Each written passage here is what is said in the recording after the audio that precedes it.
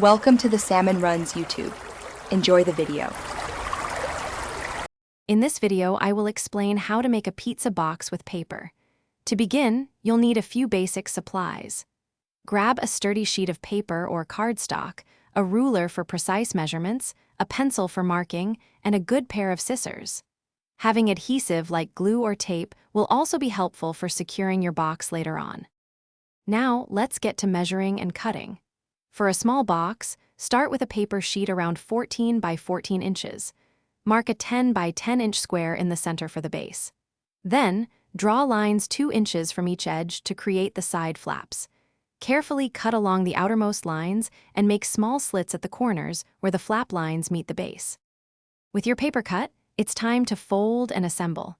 Fold all the lines you've marked, pressing firmly to create crisp creases. This will give your box its structure. Next, apply a small amount of glue or tape to the corner flaps you created.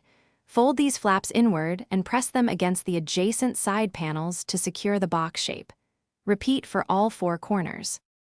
To complete your paper pizza box, add some finishing touches. For extra durability, reinforce the inner seams with a bit of tape. You can also create a small half-circle tab on the front edge of the lid for easier opening. Finally, personalize your box.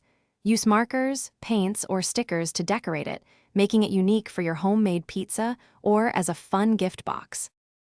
Thanks for watching. Consider subscribing if we helped you.